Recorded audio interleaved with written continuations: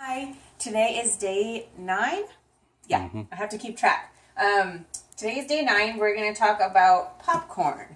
Now, a lot of people like to use microwave popcorn. I choose not to use microwave popcorn because, number one, I really don't know what all the ingredients are in that artificial butter that they make, or the movie butter. I guess that's what they call it. I don't know. But I just feel more comfortable if I know that I can make it on the stove and I know what ingredients I'm kind of putting into it. I go for a non-GMO corn. It's not expensive. You can buy it at the dollar store. It's called Jolly Time Select. Jolly Time Select, dollar store. Like, I'm literally not paying a whole bunch, I promise.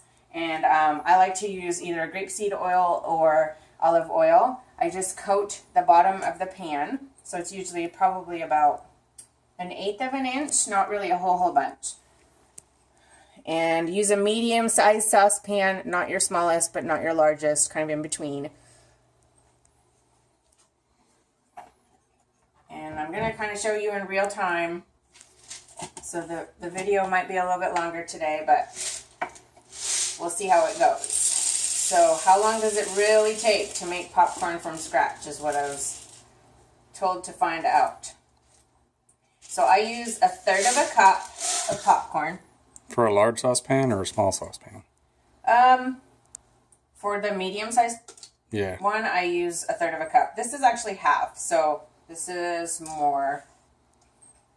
So I might take a little bit out from that. And I put a couple of kernels in there so I can kind of see how warm the oil is getting. Once I hear the popping, then I'll know that it's ready for the rest of the popcorn. And somebody had also asked me about, I think it was Andrea, she had asked me about where I go shopping for stuff. So most of the time I usually go to Aldi, which is a local supermarket, more of a grocery type supermarket. And then I go to Sprouts for most of my veggies. I try to stay away from bigger department stores like Walmart, Target, because usually they're more expensive. And the times that we really need something, Walmart is around the corner, so it does get used, but probably not as much as we would want to, or we don't want to. That's what I mean. So yeah, and I just heard the first kernel pop, so I'm going to put the rest of the popcorn in. But I want to emphasize also that the reason I'm doing this is not to actually go shopping and have a shopping list and go shopping. What I do is I'm trying to find things that are already here in my pantry that are located in my house already.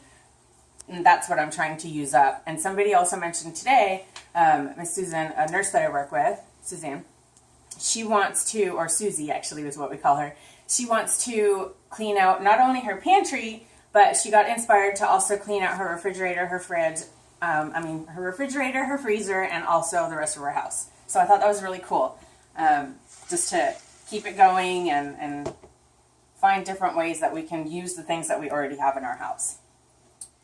So, let's see.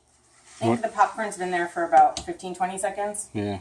Yeah. What temperature are you cooking that on? High? I am cooking on sort of a medium high? Medium high. You want to stay on the lower end. You might have to practice this a few times just to get it at the right temperature, because you don't want your kernels to come out popped hard and overcooked, because they cook fast.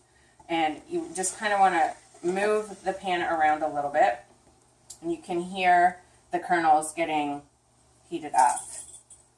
So once it starts popping, you kind of want to keep going till you hear only about 1 kernel pop per second, and that indicates that it's probably time to take the pan off of the heat.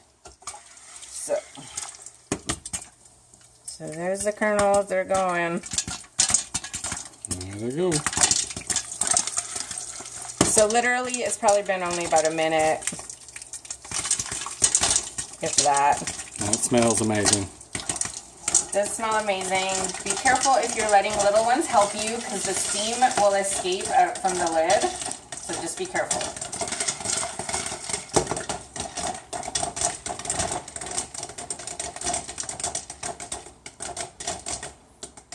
And you'll hear it slow down here.